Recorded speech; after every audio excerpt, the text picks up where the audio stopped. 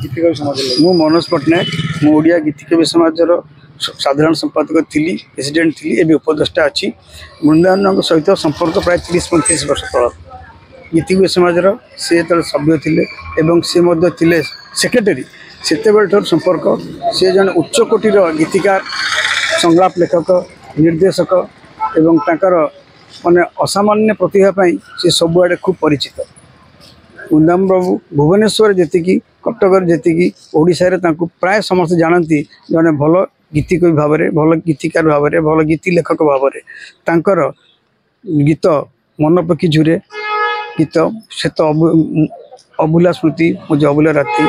एवं पीरती तोर दुरुजुहार यही अनेक अभुला गीतर से स्रष्टा